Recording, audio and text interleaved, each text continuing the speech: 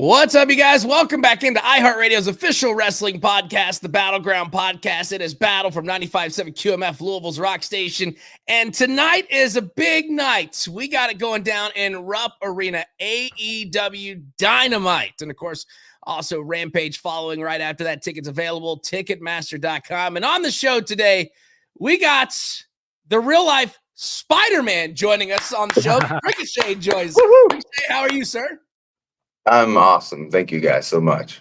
And we are excited to have you on the show. And first things first, let's just talk about it because I keep going back to it. Big question out of the way. What was it like walking into Wembley Stadium? And I know you've answered this question a million times. As the biggest free agent in wrestling, I will go back and watch that entrance of you just soaking it all in, that big smile on your face. Those moments don't happen very often. Yeah.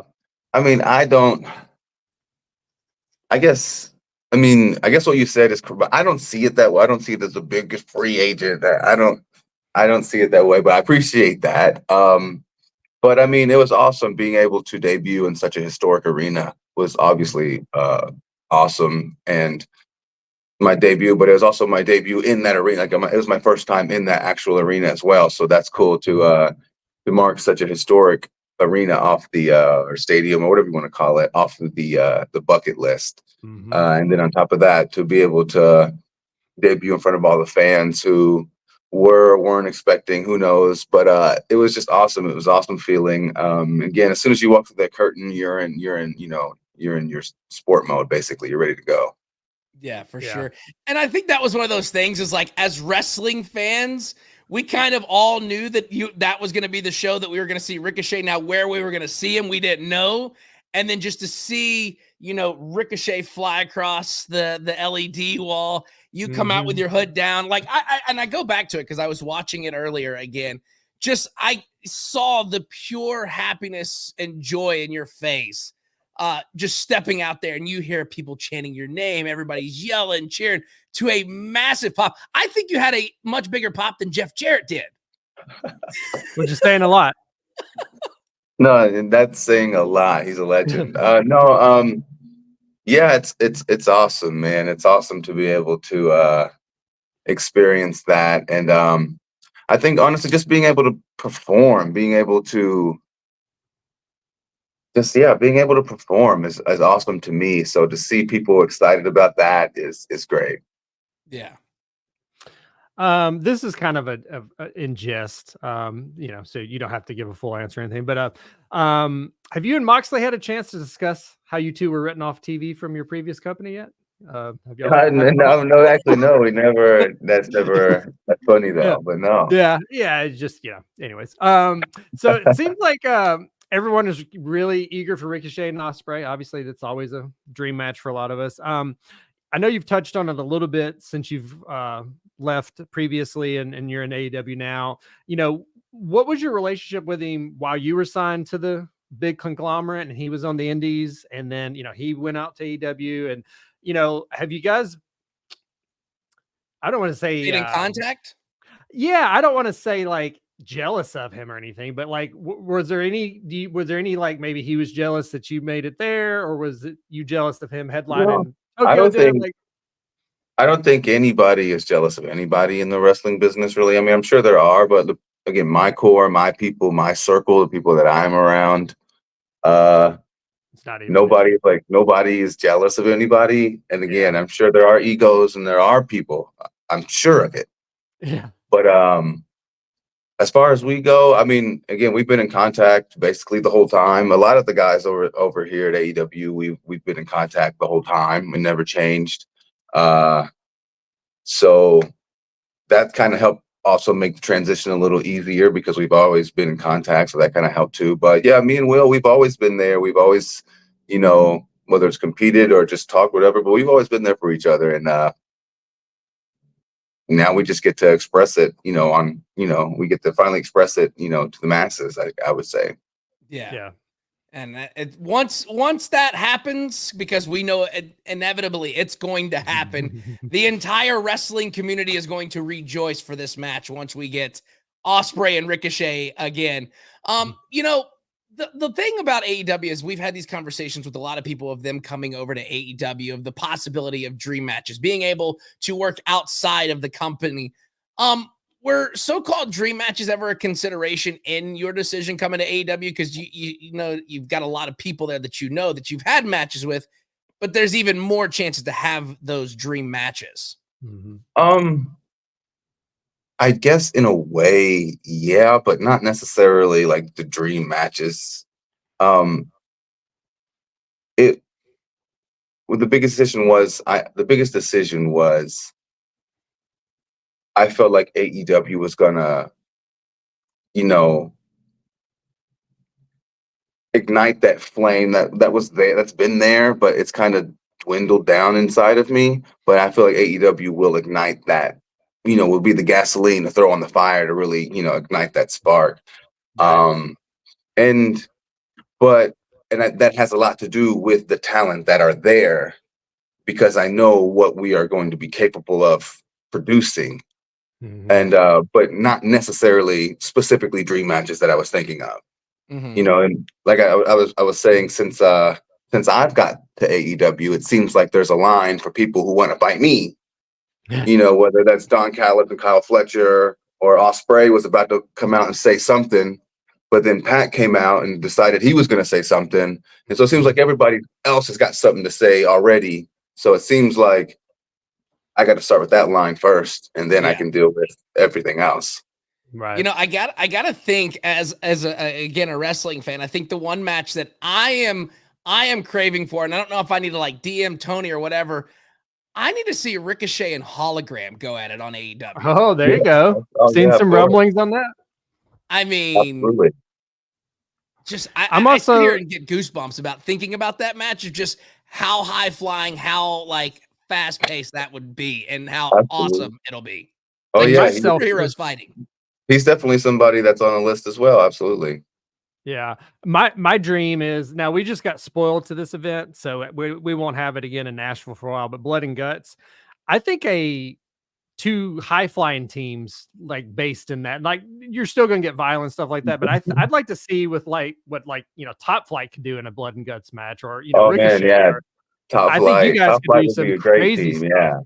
Yeah, so I think there's a lot of potential there. We could dream book with you all day if you wanted to. So, but so having just performed on Wembley, you said it checked it off your list. AEW has also had their stars performing in the Tokyo Dome and Arena Mexico, two other just legendary arenas. Putting you on the spot, do you have an all-time favorite wrestling arena you have performed in? And now that Wembley's off the list, what's the next one? Honestly, my all-time favorite is probably Korakuen Hall. Korakuen, I just had a lot of memories there. I've had a lot of great matches. The energy that is just always there every time. That one probably is my favorite. Solid choice. Yeah. But one I never did was the Hammerstein Ballroom. So that one always seems exciting too. There you go. That'd be a solid one for sure. Yeah. So of course, today as we're sitting here getting prepared for this interview, we get some big announcements about Ricochet, and just got word that you're going to be doing an event in Osaka for GLEAT on October 6th. Are there any promotions that have gotten maybe your attention since your last run on the indies that you are really, really wanting to work with now that you have that capability to do it? There's tons now. I mean, not tons, but there's a lot out there that I've been watching. Obviously, you got your GCWs, you got even NWA was making a comeback there for a second. There's a lot of companies out there, and really it's more about just which one just really makes me want to feel something. And I don't know, all of them are good and all of them are options. That's the thing. So now it's just, for me, it's deciding when and where and how and what and why more than anything, because it's been so long. So now I just got to get back into the swing of those things, deciding where and when, because I've also found out that I love being at my house. So yeah, even for me to leave my house, because I got my family, my dogs, my games, my everything that I love it. I literally don't want to leave my house. So So now to leave my house, it's going to take a lot to get me to leave my house. So something like this, being able to tag team with my former, partner, Shima Sensei, literally. So that's something that really, gets me excited. And so if something really makes me feel something like that and gets me excited, I'll do it. Yeah, for sure. Nice. And kind of piggybacking off that, this will probably replace a question we were going to ask. Zack Sabre Jr. Won the G1 this year. Do you have any interest in competing in that prestigious tournament? Yeah, absolutely. That would be a I feel big like, out of the house requirement for sure. But yeah. Absolutely. I mean, I already won the best of the Super Junior, so I feel like now I should upgrade my goals to the G1 for sure. And actually, obviously, there's still a lot of things in New Japan that I didn't get to accomplish that I still plan on accomplishing. big time. Yeah, absolutely. So, here's some fun stuff because we always like to kind of weave in and out of the interviews and ask fun questions. And sometimes we turn to Chat GPT to ask our guest a question. Sometimes we have to kind of smack it around because it's always like, how did you get your start in wrestling? So we have to refresh it because anybody can see how you got your start in wrestling. But the Chat GPT has one that's going to make you really think today. Oh, If no. you had to wrestle a supervillain from any comic book universe, but the match takes place in a ball pit, who are you picking and why? Ball pit. Super villains. Oh no. So, I guess super villain. Let me think, because everyone's pretty capable. Mhm. But if I had to fight somebody in a ball pit, I guess it depends on how big the ball pit is as well. Yeah. And the Let's ball say it's the material. size of a normal Oh, wrestling ring. Perfect. I would say, oh man, I can't really say him either, but I'm trying to think. Maybe like you got to pick someone like a Lex Luthor or something who's more smart than they are physically gifted. So I was trying to think. I was going to say like Norman Osborn, but obviously you can't say him because he's actually the Green Goblin. Yeah. So yeah, maybe someone like a Lex Luthor, even though Lex Luthor's jacked and he's fairly capable of handling him himself. But most super villains have some sort of power. So Right. Yeah. I'm going. I was thinking Juggernaut at first. Maybe the ball slow him down, but then No, you still got to get his mask off. So you're yeah. Juggernaut. No. Maybe ain't it. Magneto, since there's no magnets in there. Now, see, that's what I was thinking. Now, if they were metal, I don't know why you'd be in a I metal. mean, ball is it a ball pit in the middle of a field? Yes. Yeah. Well, Yeah. With no? we get to with make no- the rules. Okay, then Charles. I know. Yeah. I mean, yeah. I guess. Yeah. Maybe Magneto. I guess. No, I'd still go Lex Luthor over Magneto, just in case. Yeah. He's gonna pull like I don't know. Remember seeing the movie? Mm-hmm. You remember the movie when he pulled it out of his body? So Yes.